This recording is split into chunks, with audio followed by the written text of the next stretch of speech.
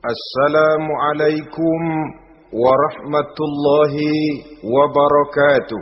Waalaikumsalam warahmatullahi wabarakatuh.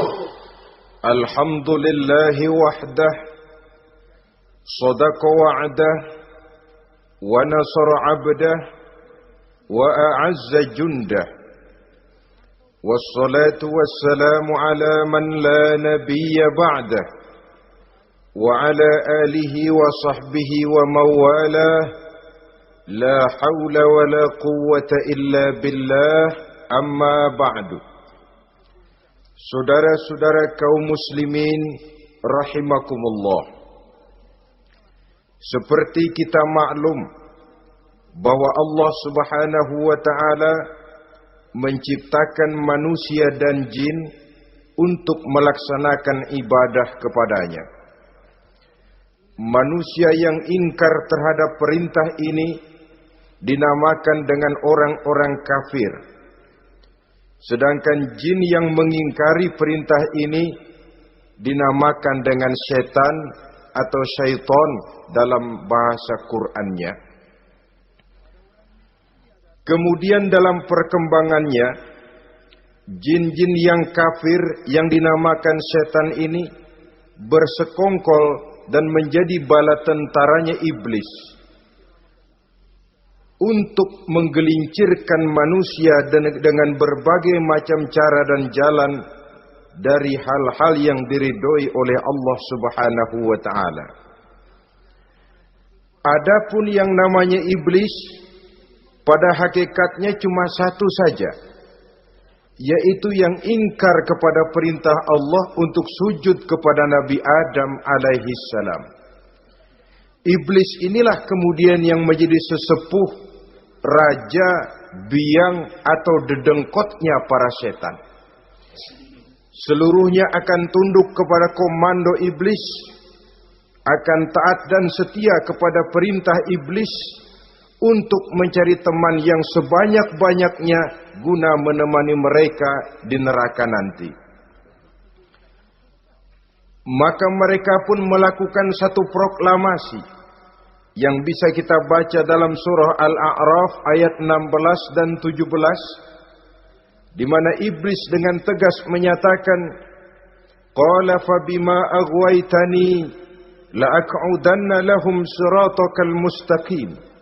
Wahai Allah, kata iblis, dari sebab engkau telah menghukum saya, dari sebab engkau telah mengusir saya dari surga, maka saya berjanji akan menipu, akan menggelincirkan mereka, Adam dan keturunannya, dari jalanmu yang lurus.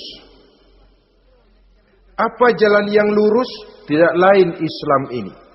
Dengan segala cara dan jalan, iblis dan bala tentaranya akan berusaha menggelincirkan manusia dari jalan yang lurus. Caranya bagaimana? Ayat ke-17 menjawab, "Tsumma la'atiyannahum min ba'di aydihim." Akan kami datangi mereka, akan kami goda mereka dari arah sebelah depan. Kalau cara itu tidak kena, wa min khalfihim, kami goda mereka dari sebelah belakang. Andai kata cara itu pun tidak mempan, wa an aimanihim, dari arah sebelah kanan. Kalaupun itu gagal, wa an syama'ilihim, kami akan datang dari arah sebelah kiri. Pendeknya dari 4 penjuru angin, iblis dan seluruh bala tentaranya yang bernama setan belum akan puas sebelum kita tergelincir dari jalan yang lurus yang diridhoi oleh Allah Subhanahu wa taala. Sebagian ahli tafsir menjelaskan bahwa jika iblis menggoda dari arah depan, yang dimaksud dari depan ini adalah dunia. Sehingga manusia menjadikan dunia sebagai tujuan akhir dari seluruh kegiatan hidupnya. Ia pergi pagi, pulang sore, peras keringat, banting tulang, tidak ada yang dikejar kecuali dunia dan cuma untuk kepentingan dunia. Dunia yang membuat orang berpaling daripada akhirat. dunia yang membuat orang lupa kepada tujuan penciptaannya, maka dunia termasuk perangkap iblis. Apa isi dunia? Biasanya yang lazim itu 3 ta itu. Harta, tahta, wanita. Itu yang bikin orang jadi sibuk sampai lupa kepada tujuan penciptaannya. Untuk apa dia diciptakan oleh Allah. Ini wa'an min baini aidihim. Kami goda mereka dari arah depan dengan menyodorkan dunia dalam bentuk yang hijau ranau, dunia dalam bentuk yang manis sehingga mereka tenggelam di dalamnya lalu melupakan akhirat. Kalau cara itu juga tidak kena, wa min khalfihim, kami datang dari sebelah belakang. Kami lupakan mereka kepada akhirat. Itu mah urusan nanti bagaimana saja. Yang penting yang kita hadapi sekarang apa? Dunia. Akhirat kita belum tahu dan bahkan belum tentu ada. Yang sudah pasti saja kita garap. Melupakan akhirat. Wa an aimanihim, yang dimaksud dari arah sebelah kanan, iblis dan setan selalu menghalang-halangi manusia untuk berbuat kebaikan. Karena kanan adalah lambang kebajikan. Sedangkan an syama'ilihim, kiri adalah lambang kejahatan. Dicegahnya kita berbuat kebajikan dan dibisikannya kita untuk selalu melakukan kejahatan dan kemunkaran. Wala tajidu aktsarahum syakirin, dan akan kamu dapati sedikit sekali di antara manusia yang bersyukur atas nikmat yang telah Engkau berikan kepada mereka. Ditanamkan rasa ingkar kepada nikmat. Jika kita tidak kufur iman, dibuatnya kufur nikmat. Mengeluh padahal hidup sudah serba cukup, merasa masih sangat kurang padahal orang lain sudah titik air liurnya melihat keadaan kita. Sedikit sekali di antara mereka yang pandai bersyukur kepada nikmat yang telah Engkau berikan itu, ya Allah. Jadi untuk ingkar nikmat, bisikan selalu datang dari iblis. Coba lihat itu, temanmu yang tidak pernah sholat, rezekinya lancar, kamu berhenti saja sholat. Yang tidak pernah ke masjid, pangkatnya naik terus, udah berhenti aja ke masjid. Atau setidak-tidaknya mengeluh dalam hati, Tuhan kayaknya tidak adil, kenapa saya rajin sholat kok rezeki seret bener. Padahal pada dasarnya kalau kita mau berpikir dalam bentuk yang paling mendasar, Allah selalu memberikan yang terbaik untuk kita. Jika begini keadaan kita, inilah yang terbaik buat kita menurut pertimbangan Allah. Jika kita menuntut lebih lagi, mungkin dengan keadaan yang lebih itu kita bisa tergelincir. Dan Allah lebih tahu itu. Sebagai pencipta manusia, Allah lebih tahu tentang kemungkinan-kemungkinan yang bisa didapat dan dicapai oleh manusia. Bahasa ringannya, rezeki lu segini aja deh, lu jadi rajin sholat. Kalau rezeki lu melebihan jadi orang kaya dikit, nanti ngelihat masjid minggir. Allah selalu memberikan yang terbaik kepada kita. Saudara-saudara kaum muslimin, adapun iblis dan setan sudah menyadari betul bahwa iblis dan setan tempatnya di akhirat nanti jelas neraka. Itu mereka sudah sadari betul. Maka yang mereka kepengen sekarang, bagaimana mencari teman sebanyak-banyaknya untuk menemani mereka di neraka nanti. Nah inilah yang menyebabkan mereka berjibaku betul. Bahkan ada satu riwayat itu, ada waktu-waktu tertentu di mana para setan ini laporan kepada iblis. Kalau ada yang laporan gagal, bukan main marahnya si iblis ini selaku komandan. Kata setan, Pak, saya gagal menggoda si fulan karena imannya kuat. Goblok kamu. Dengan apa kamu goda dia? Dengan kedudukan. Dia tidak mau. tempuh dengan jalan lain, barangkali dengan harta. Kalau dengan harta tidak bisa, barangkali dengan wanita. Kalau dengan wanita tidak bisa, tempuh segala macam cara. Dan mereka yang laporannya enak, artinya berhasil menggoda banyak orang-orang beriman, itu kondisinya naik. Bahkan mendapat semacam piagam penghargaan sebagai kadar militan daripada iblis. Nah, mereka berusaha dengan segala macam cara mengumpulkan teman sebanyak-banyaknya. Kalau mereka sendiri sudah tahu pasti, sadar nasib saya di akhirat nanti pasti masuk neraka, diazab dan disiksa oleh Allah. Cuma saya begini ini lantaran ulahnya Nabi Adam dulu.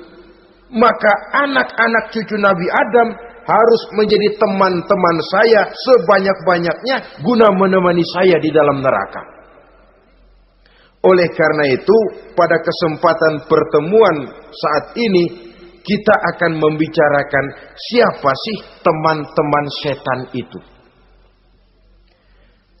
Diriwayatkan dari Wahab bin Munabbih bahwa pada satu hari iblis diperintahkan oleh Allah untuk datang kepada baginda Rasulullah sallallahu alaihi wasallam dan menjawab segala pertanyaan yang diajukan oleh baginda Nabi. Datang iblis dalam bentuk orang tua pakai tongkat. Jadi iblis itu bisa malih warna. Dia termasuk jenis makhluk halus toh. Seperti halnya jin dan malaikat, itu bisa malih warna sesuai dengan yang mereka kehendaki. Ketika datang, baginda Nabi bertanya, "Man anta?" Siapa kamu? Dia jawab, "Ana iblis." Saya iblis. Jujur. "Limadza ji'ta?" Mau apa kamu datang kemari? Kata baginda Nabi. Dijawab oleh iblis, "Innallaha amaroni an atika wa ujibaka an kulli ma sa'altani." Allah memerintahkan saya untuk datang kepadamu dan menjawab segala pertanyaan yang engkau ajukan kepada saya. Nah, atas pernyataan ini baginda Rasul kemudian bertanya dengan dua pertanyaan. Pertanyaan pertama, iblis, "Kam ikhwanuka min ummati?" Ada berapa sih teman-temanmu dari golongan umatku? Dari golongan umatku, umat Islam ini, bukan orang lain. Kalau orang kafir sih sudah jelas, itu memang CS-nya iblis. Tapi dari umatku, siapa saja yang jadi teman-teman kamu iblis? Menjadi antekmu, menjadi alatmu sejak dari dunia sampai ke neraka nanti. Atas pertanyaan ini iblis menjawab, "Teman-teman saya dari golongan umatmu ya Muhammad, asyarun, ada 10 orang. Ada 10 orang yang merupakan teman-teman iblis dari dunia sampai ke neraka." Siapa mereka? Pertama kata iblis, teman saya hakimun jair. Hakim yang curang. Hakim yang tidak adil. Ini bisa dimaklumi. Kenapa? Karena hakim diharapkan adalah produk keadilan. Sehingga orang mengatakan seorang hakim adalah seorang yang meletakkan sebelah kakinya di surga dan sebelah lagi di neraka. Kalau adil dia menghukum, kaki sebelah kanan yang akan menentukannya ke surga. Kalau licik dia menghukum, kaki sebelah kiri yang akan menjerumuskan dia ke dalam neraka. Saudara-saudara kaum muslimin rahimakumullah. Sesungguhnya dalam kehidupan, Kurangnya sandang pangan bukan satunya-satunya sebab yang membuat orang menderita. Tidak teraturnya perumahan, kurangnya lapangan kerja bukan satu-satunya yang menyebabkan rakyat menderita. Tapi lukanya rasa keadilan. Tidak tegaknya hukum sebagaimana yang diharapkan. Itu juga bisa menjadi sumber nestapa, bisa menjadi asal dari segala derita. Oleh karena itu, hakim yang tidak adil, hakim yang curang, yang menghukum tidak berdasarkan hukum, tapi berdasarkan kepentingan, berdasarkan pesan sponsor, hukum bisa dibeli, ada istilah mafia peradilan. Hakim-hakim macam ini yang akan menjadi teman-teman iblis. Dan tiap kali palu akan diketuk, iblis sudah bukan main sibuknya. Kekuasaan di tanganmu, hijau katamu, hijau yang akan berlaku, merah kau ketok, merah yang akan jadi keputusan.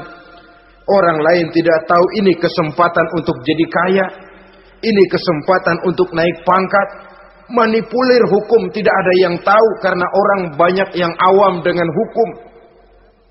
Saudara-saudara kaum muslimin, kalau hukum sudah bisa dibeli, atau kalau hukum cuma untuk orang-orang kecil saja, ada kelompok-kelompok yang kebal hukum, maka akan timbullah kiamat di masyarakat, di mana yang kuat makin kuat, yang lemah selalu menjadi mangsa. Oleh karenanya, hakim yang serong, hakim yang durjana merupakan teman-teman setan, merupakan teman-teman iblis dari dunia sampai ke neraka nanti. Ini yang pertama. Oleh karenanya, pada dasarnya setiap kita adalah hakim untuk keluarga, dalam pergaulan. Hendaklah adil di dalam memutuskan segala sesuatu. Lebih-lebih hakim yang memang menjadi pengayom masyarakat. Bukankah lambang para hakim digambarkan dalam bentuk neraca yang berimbang? Tidak berat ke kiri, tidak juga berat ke kanan. Dalam arti objektif memberikan keputusan sesuai dengan hukum. Sehingga masyarakat terlindungi. Dan hakim yang adil secara praktis adalah musuh daripada setan. Dimanapun setan dan iblis paling gak demen sama hakim yang adil. Itu merupakan musuh besar bagi setan.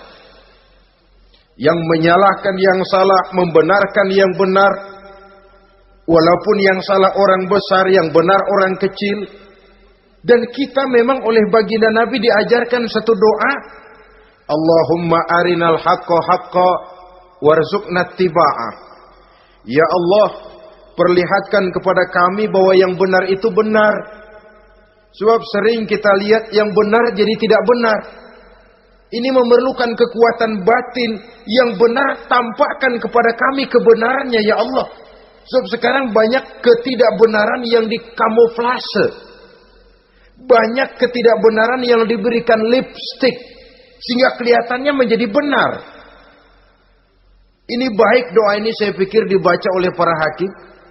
Allahumma arinal haqqa haqqa. Ya Allah, perlihatkan kepada saya bahwa yang benar itu benar. Dan tidak cuma sekedar itu. Warzuqni tiba'ah. Berikan kekuatan kepada saya untuk mengikuti kebenaran itu. Sebab kadang-kadang terjadi juga dia tahu yang benar itu benar.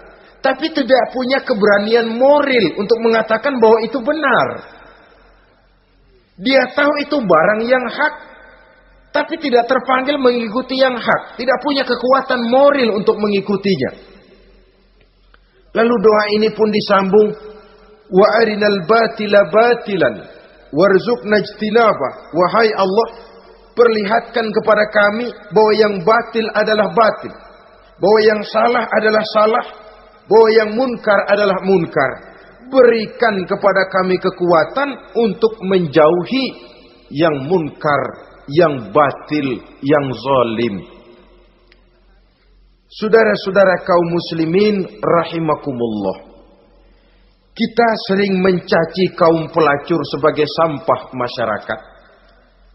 Tapi sadarkah kita bahwa pelacuran di bidang hukum, pelacuran di bidang intelektual, kadang-kadang pelacuran di bidang agama, dalam arti menjual ayat untuk membela yang salah dan menekan yang benar, ini juga tidak kalah bahayanya dengan prostitusi, pelacur-pelacur yang kita anggap sebagai sampah daripada kehidupan masyarakat itu.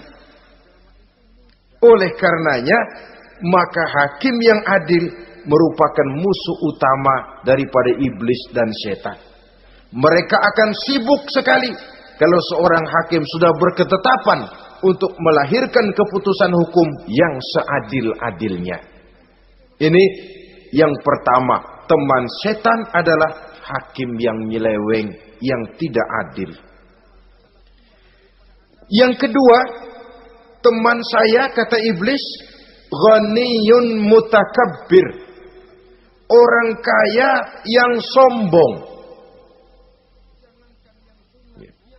Orang kaya sombong itu teman setan. Orang miskin sombong itu lebih teman lagi tuh. Sebab ini sudah kelewatan. Kalau orang kaya sombong barangkali masih lumayan lah, memang kaya. Tapi kalau sudah miskin sombong, minta ampun. Orang kaya yang sombong adalah musuh iblis. Sebab pada hakikatnya tidak ada yang kaya dalam kehidupan ini kalau sudah bercermin kepada apa sih yang kita punya. Nabi Sulaiman karena merasa menguasai antara masyrik dan maghrib, satu hari pernah mohon izin kepada Allah. Ya Allah, saya mohon izin kepadamu untuk memberikan makan kepada seluruh makhluk-makhlukmu sekedar satu hari saja. Baik. Satu hari Nabi Sulaiman mau menjamin menanggung makannya semua makhluk. Karena merasa kaya. Baik, kata Allah. Lalu sibuklah Nabi Sulaiman mengadakan persiapan. Seluruh bala tentaranya, jin, binatang dikumpulkan, mengumpulkan makanan yang sebanyak-banyaknya, diatur di satu lapangan yang sangat luas. Sebab ini yang mau makan tentu tidak sedikit. Nah, sudah selesai persiapan, kata Allah, sudah selesai Sulaiman? Sudah ya Allah. Nah, aku mulai dari makhlukku yang paling di bawah, ikan. Ikan Nun dipanggil oleh Allah. Rezekimu hari ini mau ditanggung Sulaiman. Naik, makan. Naik ikan ini. Sekali makan seluruh persiapan habis. Goleng kepala Nabi Sulaiman, beliau sadar lalu sujud, maha kaya engkau ya Allah. Boro-boro nanggung makanan semua makhluk hidup sehari, ikan satu nggak keurusan. Ini baru sekali makan, bagaimana nambahnya? Jadi apa sih yang kita anggap kaya ini? Maka orang kaya yang sombong pada hakikatnya kacang yang lupa akan kulitnya. Tidak ada yang kita bawa pada saat kita terlahir ke alam ini. Sebagaimana juga tidak ada yang kita bawa pada saat kita meninggalkan alam ini. Harta kita akan pindah nama. Sebab itu yang perlu kita jaga pada hakikatnya tidak lain nilai-nilai iman. Sebab ini yang akan kita bawa. Cuma ironinya, karena iman itu abstrak, bukan benda, orang yang kehilangan iman tidak pernah ribut. Sebaliknya karena harta itu materi, benda konkret, orang yang kehilangan harta cepat merasa, cepat ribut. Motor hilang, ribut. Kenapa? Motor itu benda, kelihatan. Duit hilang, ribut. Televisi hilang, ribut. Kenapa? Benda. Tapi kalau iman yang hilang, wah kelihatannya tenang-tenang saja, Pak.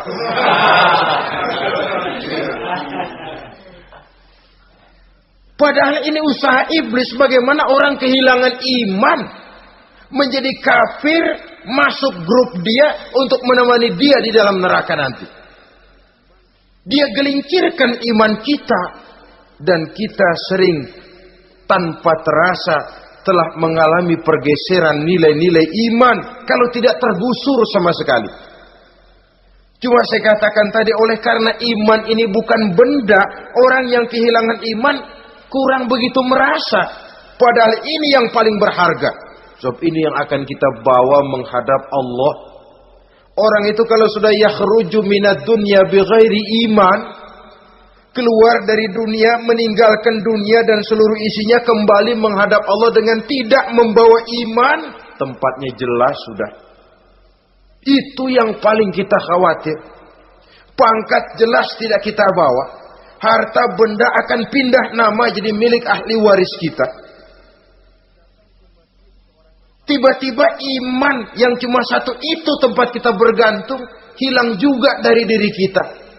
Dengan apa kita mau menghadap Allah? Dan kemalangan apa yang lebih besar dari orang-orang yang telah kehilangan iman pada saat dia menghadap Allah Subhanahu wa ta'ala. Karena itu saudara-saudara, terutama yang diberikan amanah berupa harta oleh Allah dalam kehidupan ini, bersyukurlah kalau saudara diberikan kepercayaan oleh Allah untuk menyalurkan rezeki kepada orang lain. Seperti keran yang nyimpen air tapi tidak untuk dirinya, disalurkan kepada yang memerlukannya. Rezeki dia cuma lewat tangan saya. Rezeki dia cuma lewat tangan saya. Berbahagialah orang kalau dipercayai Allah untuk menyalurkan rezeki kepada orang lain. Artinya agen. Wong ditunjuk jadi agen Allah, kok nggak bangga? Kalau sudah kemari cara berpikir, insya Allah rasa bakhil bin pelit alias medit bin koret.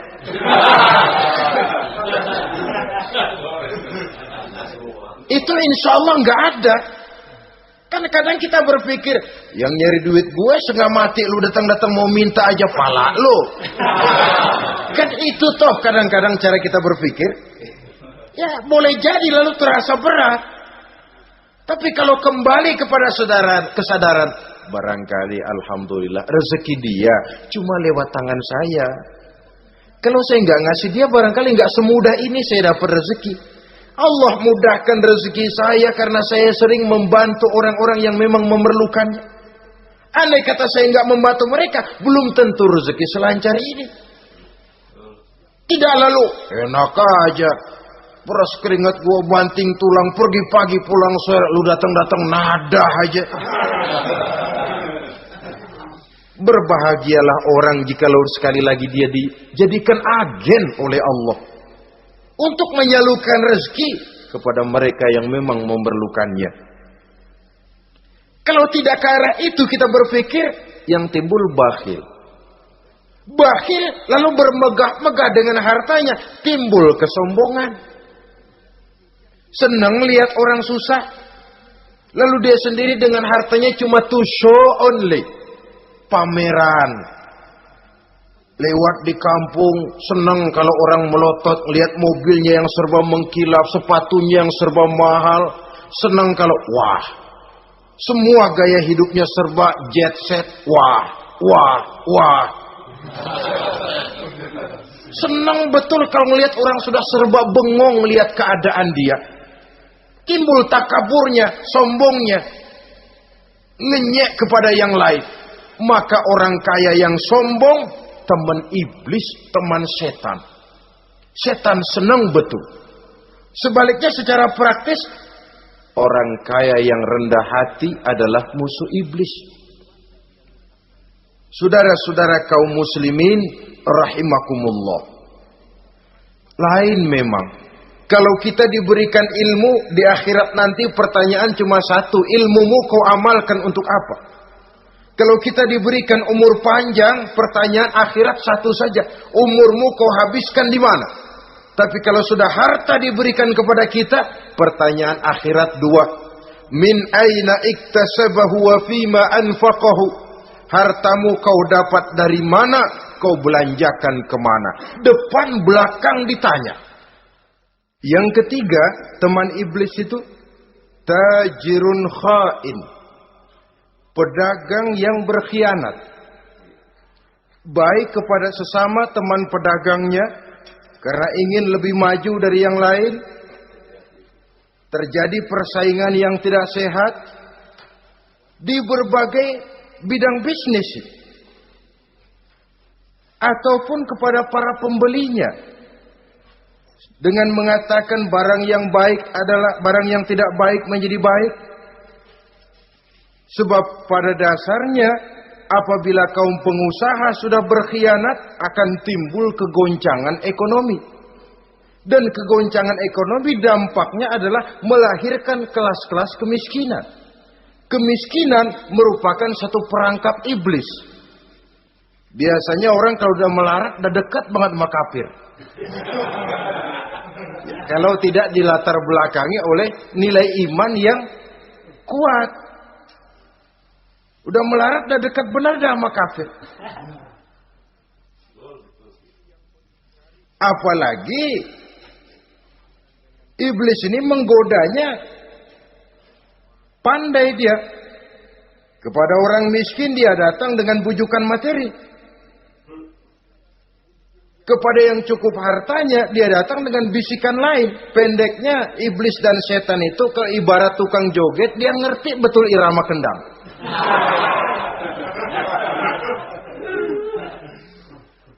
Di mana kelemahan orang itu dia selidiki, dia pelajari, dari arah situ dia masuk. Dan secara strategi perang iblis dan setan ini posisinya memang lebih menguntungkan daripada kita. Kenapa? Dia melihat kita mah nggak lihat dia. Dia bisa pelajari kebiasaan dan kecenderungan kita. Kita nggak tahu kadang-kadang kelemahan kita. Dari arah itu dia masuk. Posisi dan strateginya lebih menguntungkan daripada kita. Saudara-saudara kaum muslimin rahimakumullah. Bila ekonomi sudah goncang, terjadi penimbunan barang, terjadi spekulasi harga, timbullah kegoncangan sosial. Dan dikala itu setan dan iblis pesta. Dia merasa perangkapnya berhasil. Persaingan-persaingan yang tidak jujur, yang pada dasarnya akhirnya bukan cuma merusak sistem ekonomi, tapi juga mempengaruhi hasil kerjaan. Dalam tender-tender usaha-usaha besar misalnya, oleh karena mengajar supaya dia yang mendapat proyek, dia tidak segan sogok sini, suap sana, semir sana, usap sini. Tinggal untungnya sedikit dan dia harus dapat untung besar. Akhirnya apa? Proyek yang dikerjakan cuma asal sekedar jadi. Tidak seperti standar yang ditetapkan lagi. Juga tidak merupakan kesalahan yang sepenuhnya harus dibebankan kepada dia. Kesalahan yang merupakan siklus. Mata rantai sudah lingkaran setan. Itulah sebabnya sering saya ungkapkan kalau manusia sudah jadi teman setan, lebih buas daripada bajing. Karena bajing cuma makan kelapa, tapi bajingan udah apa saja dimakan. Sudah jadi teman-teman iblis, tidak ngerti halal haram, hak dan batil. Ini kepentingan pribadi apa kepentingan orang banyak, yang penting sikat saja. Jadi yang ketiga ini targetnya memang kekacauan ekonomi. Yang kemelaratan, kemiskinan merupakan tangga untuk sampai kepada kekafiran. Dan iblis tahu betul itu.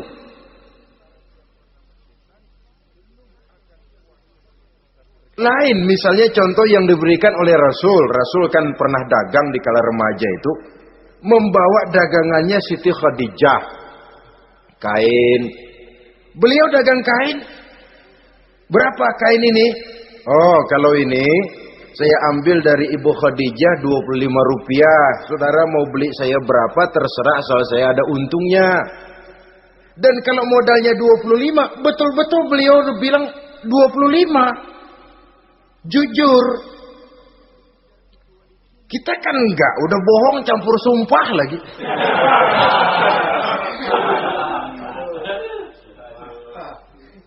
Ini yang ketiga.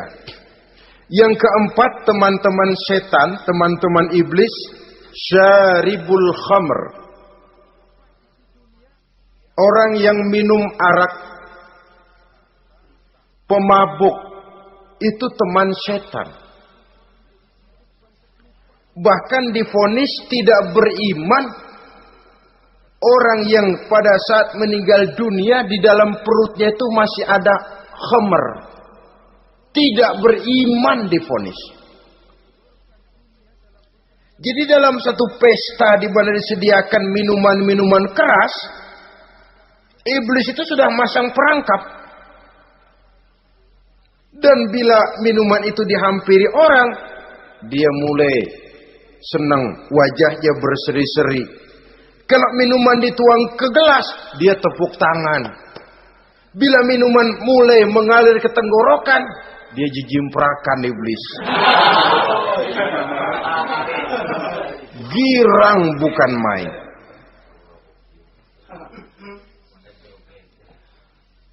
Saudara-saudara kaum muslimin rahimakumullah. Kenapa pemabuk merupakan teman setan? Karena dalam keadaan mabuk, orang kehilangan daya kontrol. Perbuatannya nyaris tidak terkontrol lagi.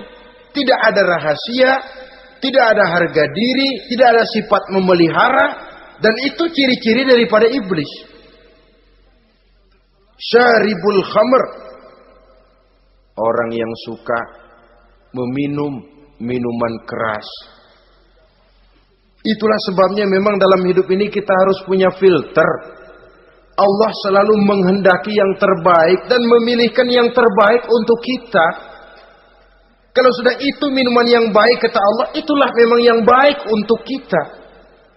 Kalau itu dilarang oleh Allah, itulah memang yang tidak baik untuk kita. Jadi kalau sudah qat'i dalilnya, gak usah buang energi menyelidiki apa manfaatnya. Kalau sudah qat'i dilarang, gak usah buang energi menyelidiki apa bahayanya khamr. Allah tidak akan melarang sesuatu yang mengandung manfaat.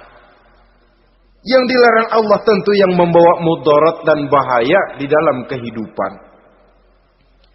Bukankah sekarang ini minuman keras sudah merupakan penghias pesta? Merupakan kebanggaan di kalangan remaja? Termasuk dalam kata khamr ini ya morfin, ganja, narkotik, dan yang sejenis dengan itu. Orang sudah merasa bangga kalau sudah fly to the sky. Membumbung ke angkasa, katanya dunia ini luas, lupa segala macam persoalan. Tapi sampai kapan? Sampai kapan orang merasa membumbung? Sampai kapan orang merasa bisa meninggalkan segala persoalan? Sampai mabuknya selesai? Ya kalau gitu mabuk aja terus. Lalu apa artinya kehidupan ini? Mabuk kan gak ngerugiin orang lain. Kalau saya nyolong kan ngerugiin orang lain. Kalau saya korupsi ngerugiin orang lain. Kalau saya zina jelas ada orang lain yang dirugikan. Tapi minum khamar, siapa yang rugi? Uang-uang saya. Saya beli dengan uang saya. Yang minum pun saya. Siapa yang rugi? Saudara, ini pemikiran sepihak namanya. Pertama jelas merugikan diri sendiri. Kesehatan terganggu, pertumbuhan IQ, ya, daya pikir jadi jumud bin beku. Tidak ada idealisme ke arah depan. Yang ada ya, yang dipikirkan ya, yang di depan hidungnya saja. Dan konon itu pada mulanya memang orang kan sifatnya cuma ingin tahu. Nyobain ketagihan. Ya kalau orang tuanya masuk golongan have, mampu. Kalau orang tuanya termasuk ekonomi lemah, sedangkan kecanduan hal yang tidak bisa ditangguhkan. Orang yang sudah kecanduan minuman keras, Sekali dia tidak minum, sudah bukan main rasanya. Orang yang sudah biasa minum ganja, morfin, narkotik, satu kali dia tidak bertemu itu, sudah nggak keruan rasa. Orang tuanya tidak mampu, kenapa lalu nggak ngelamun yang negatif? Ya kalau dia keluarga have, orang tuanya masih ngelarang, dia bisa jual hal lain di rumahnya yang ada harganya. Tip deka itu, video kah itu, mobil kah digade dulu. Kalau di kampung, anak-anak muda yang menengah ke bawah, kenapa enggak ayam orang disamber?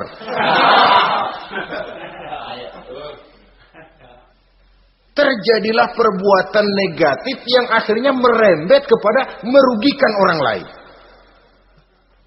Hakikatnya zohirnya memang pada mulanya hanya merugikan diri sendiri. Tapi lambat laun akan merembet juga kepada merugikan orang lain.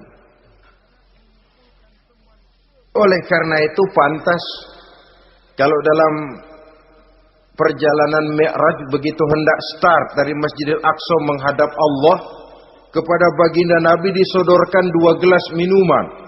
Segelas susu dan segelas arak. Muhammad, kau ambil salah satu minuman itu, kau minum. Mantap. Nabi mengambil gelas yang isinya susu lalu beliau minum. Selesai minum kata Jibril, "Shaddaqta ya Muhammad, laqad asabtal haq." Kamu benar Muhammad, pilihanmu tepat. Kenapa? Untung saja susu yang kamu minum.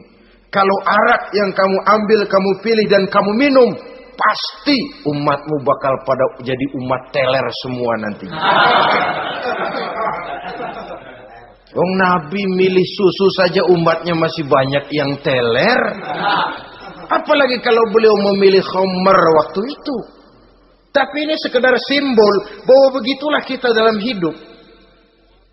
Saudara, kalau di depan kita ditaruh segelas jamu, segelas sirup, kira-kira pilih mana? Sirup apa jamu?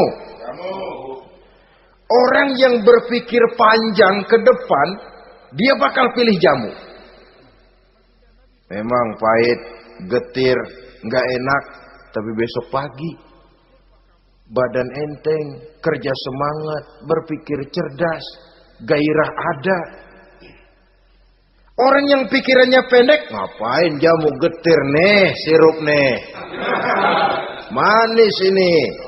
Dia minum, bukan main manisnya, besok pagi bibir pada jontor. Begitulah dalam kehidupan ini. Maka hendaknya kita berusaha dengan sekuat kemampuan untuk menghindarkan diri dari minuman keras dan pengaruh-pengaruhnya. Yang kelima, teman iblis itu al-qattat, tukang-tukang fitnah. Itu suling iblis itu, trompet setan.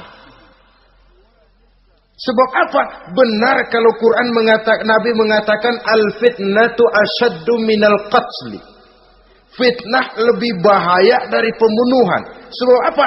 Pembunuhan membunuh orang secara langsung. Fitnah membunuh orang pelan-pelan. Kalau mati mendingan cepat daripada pelan-pelan. Pelan-pelan mati, cepat mati, enakan cepat, nggak ngerasain sakit. Fitnah membunuh orang pelan-pelan. Nama baik orang hancur, dicoreng-moreng di tengah masyarakat. Maka tukang-tukang fitnah, teman-teman setan dari dunia sampai ke neraka nanti. Karena fitnah lebih bahaya daripada pembunuhan.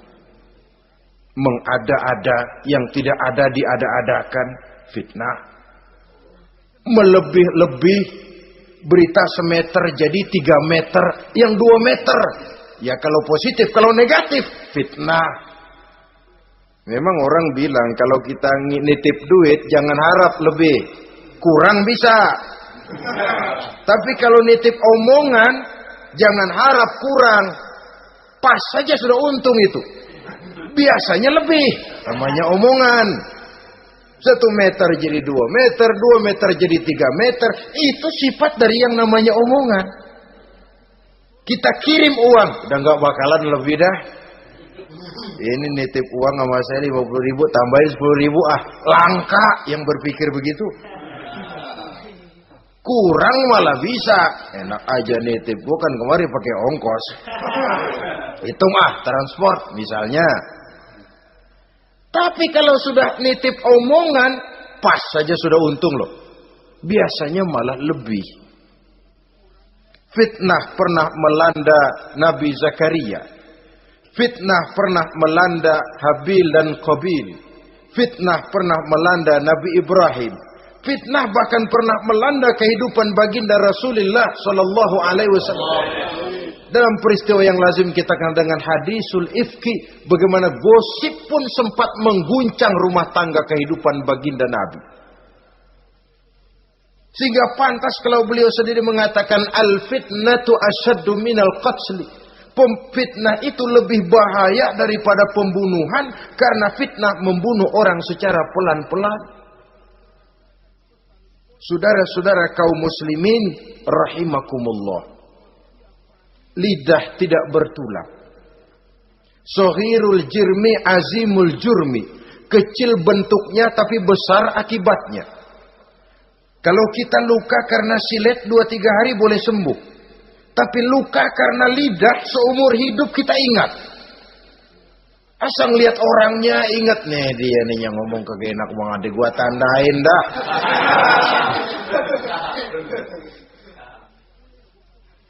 Itulah sebabnya pepatah bilang salamatul insan fi hifzil lisan.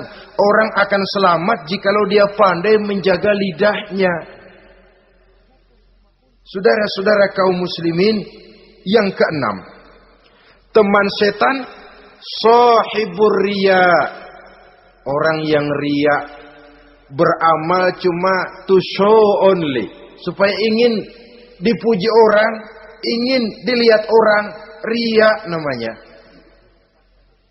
Tidak ada ikhlas. Sebab kata Imam Ghazali, an-nasu kulluhum niyamun illal alimun wal alimuna, an-nasu kulluhum mauta illal alimun wal alimuna niyamun illal amilun wal amiluna mughtarruna ilal mukhlisun. Manusia itu pada hakikatnya mati kecuali orang alim. Orang alim sekalipun hidup hakikatnya adalah tidur, kecuali orang yang mengamalkan ilmunya. Dan orang yang mengamalkan ilmunya banyak yang tertipu, kecuali orang yang ikhlas. Tepat ini fatwa Imam Ghazali. Manusia hakikatnya tidur, kecuali orang yang alim. Orang yang alim walaupun hidup tapi tidur. Hidup tidur, ya nggak bisa berbuat banyak, kecuali orang yang mengamalkan ilmunya. Dan orang yang mengamalkan ilmunya banyak yang tertipu, kecuali yang ikhlas. Jadi kalau amal itu adalah jasad, ikhlas itu adalah ruh. Amal tanpa ikhlas patung. Patung tidak bisa berkembang, tidak bisa berbuat banyak, namanya patung. Itu amal tanpa ikhlas. Ini termasuk penyakit batin toh, ikhlas, riya, ujub, sum'ah, penyakit kepengen didengar orang, penyakit kepengen dilihat orang. Wah, kalau sembayangnya dilihat orang mantap betul, kayak besok mau mati. Tapi kalau sudah sembahyang yang nggak dilihat orang, wah kilat khusus, cepat bukan main. Ria. Ini yang menghancurkan amal ini nggak terasa. Sifat kita sendiri, ria ini menggeragoti amal, sebagaimana api menggeragoti kayu bakar. Yang ketujuh, teman setan akilu malil yatim. Orang yang memakan harta anak yatim. Itu setan senang betul itu. Dia bisikan, lah kau kan ngurus anak yatim. Kau sudah menanamkan budi kepada mereka. Jadi wajar kalau kau ambil bagian. Mula-mula memang dalam batas yang wajar. Makin lama malah berebut sama yatimnya. Makin kesonoin, yatimnya malah nggak keduman, panitianya yang kenyang. Akilu malil yatim, orang yang memakan harta anak yatim secara zalim, ini merupakan teman setan. Sebaliknya, orang yang melindungi anak yatim, kata Nabi, seperti dua jari ini dengan aku di akhirat nanti. Dekat derajatnya dengan Rasul. Yang kedelapan, teman setan al-mutahawinu bis shalah. Orang yang nganggap enteng sholat, ngenteng-ngentengin sholat. Nanti aja dah, kalau udah tua-tuaan, sembayang mah gampang, saban sari ada. Kalau ini nih tinju jarang-jarang. Al-mutahawin, ngenteng-ngentengin. Pada dasarnya agama itu mudah. Jangan dipersulit, tapi juga jangan dipermudah. Agama itu tidak berat. Jangan diberat-beratin, tapi juga jangan dienteng-entengin. So yang enteng kalau kita entengin akhirnya menganggap remeh. Mulanya memang sedikit, makin lama makin banyak, makin lama makin banyak, makin bertumpuk. Apalagi kalau sadar kita sholat adalah tiang daripada agama. Bagaimana rumah akan tegak tanpa tiang yang kuat? Bagaimana agama akan tegak dalam diri seseorang kalau sholatnya dia enteng-entengi? Jangankan yang sunnah, yang wajib saja. Kadang-kadang tutup lubang gali lubang. Padahal itu merupakan tiang pokok. Rumah itu untuk kuat harus ada tiang-tiang tambahan. Tiang tambahan ini ya nawafil, ya rawatib, sholat-sholat sunnah itu. Itu untuk menjaga stabilitas temperatur batin kita kepada Allah. Al-mutahawinu bis shalah. Jadi kalau sudah masuk waktu, beduk misalnya berbunyi, azan berkumandang, iblis mulai menyebar bala tentaranya. Pasukan, siap.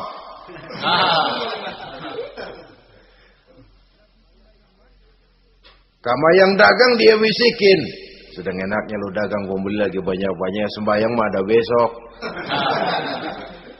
Sama yang kerja, jangan ditinggal ini kerjaan, tanggung, sembahyang masih ada besok.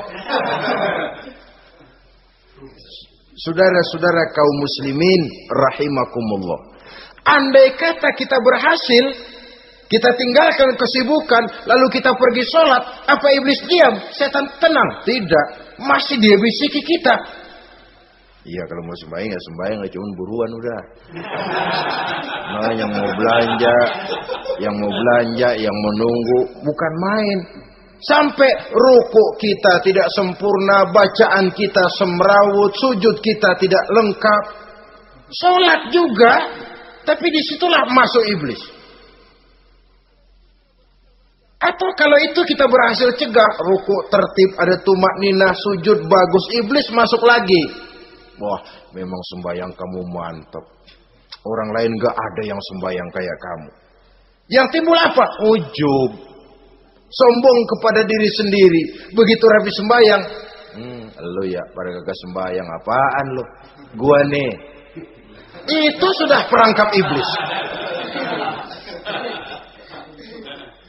Jadi lewat segala macam cara dan jalan, kepada yang ibadahnya bagus ditanamkan rasa ujub.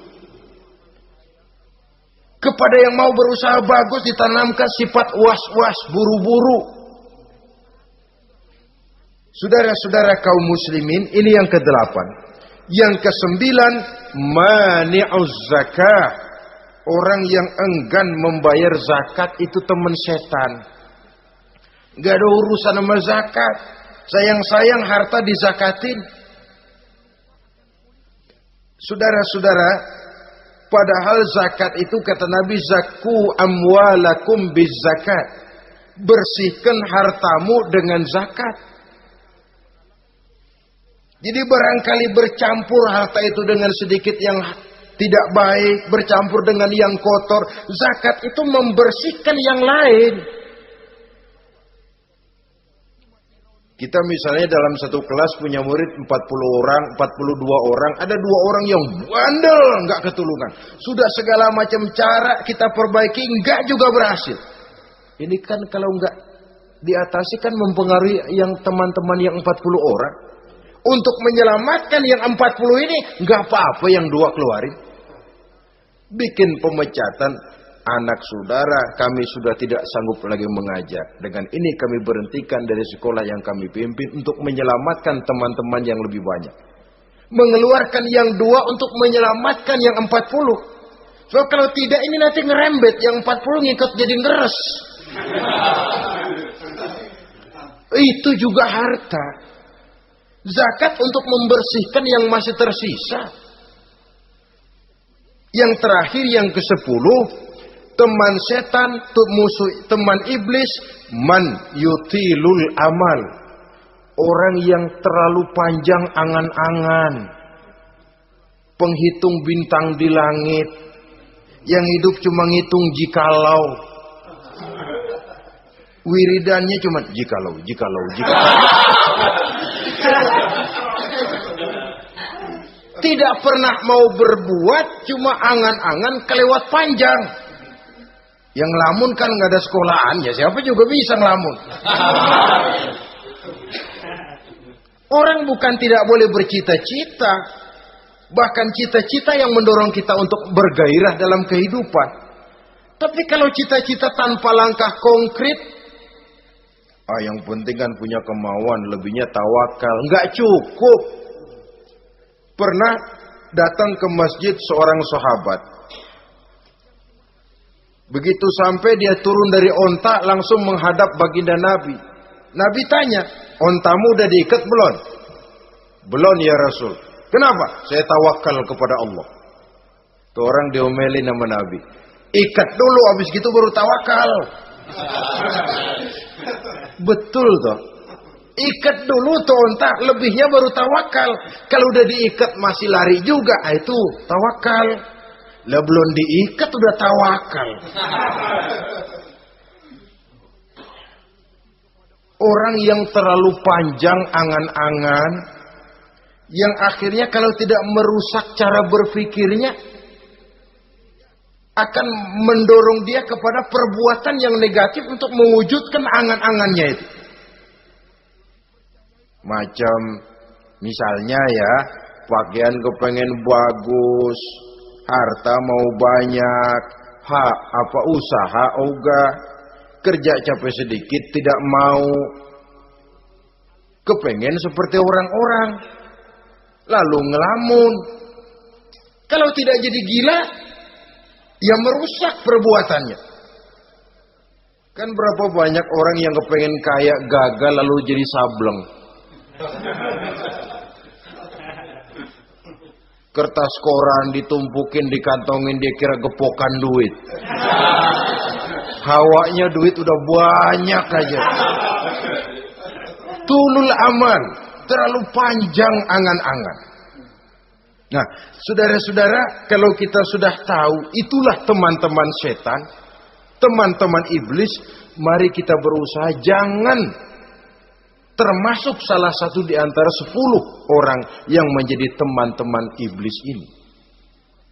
Lalu cara untuk mengatasinya bagaimana? Imam Al-Ghazali rahimahullah memberikan tuntunan. Pertama, untuk mengatasi perangkap setan, jangan sampai kita termasuk salah satu teman setan, zikrullah. Banyak ingat kepada Allah. Sebab Nabi bersabda, inna zikrallahi ta'ala fi janbi syaitan kal akillati fi janbi ibni Adam.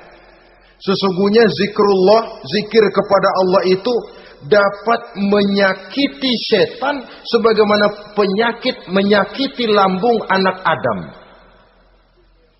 Jadi setan itu akan kurus kalau kita hantam pakai zikrullah. Setan tidak berdaya, lemah kalau kita hantam pakai zikrullah. Ingat Allah, selalu merasakan kehadiran Allah dekat dalam hidup. Itu senjata pertama. Dengan zikrullah, setan kurus. Kalau udah kurus, ya lemas, nggak berdaya ngadepin kita. Tapi kalau nafsu yang kita ikutin, kita umpanin tuh setan. Lah gemuk, begitu gemuk, makin berleluasa dia ngutak-ngatik kita. Yang kedua, jangan mendekati tempat maksiat. Sebab man hama haulal hima yusiku ayyaqa fi. Orang yang main di pinggir kali ditakutin kecebur di kali. Jangan mendekati tempat yang cenderung membawa kita ke tempat maksiat. Saudara-saudara, yang ketiga, mengosongkan perut. Dalam arti rajin puasa, puasa sunnah. Kata Nabi, inna syaitan yajri min ibni adam majrad dam fadayyiku majariyahu bil ju'. Setan mengalir dalam diri manusia seperti mengalirnya darah. Maka persempit jalan setan dengan apa? Bil ju', dengan memperbanyak lapar. Bukan memperturutkan syahwat. Pantas kalau Nabi bilang, saya adalah sekelompok orang yang tidak makan kecuali kalau kami lapar. Dan kalau kami makan, tidaklah sampai kekenyangan. Bukan enggak kenyang, tapi enggak kekenyangan. Yang terakhir kata Imam Ghazali, hendaknya kita selalu ingat bahwa tujuan iblis dan setan adalah menjerumuskan manusia, menyengsarakan manusia, supaya kita menjadi teman mereka di neraka nanti. Kalau ingat itu, insya Allah kita bisa mengerem diri. Nah, inilah saja yang dapat kita sampaikan pada pertemuan kali ini. Mudah-mudahan ada manfaatnya. Terima kasih dan mohon maaf. Usikum wa nafsi bitaqwallah. Wassalamualaikum warahmatullahi wabarakatuh. Waalaikumsalam warahmatullahi wabarakatuh.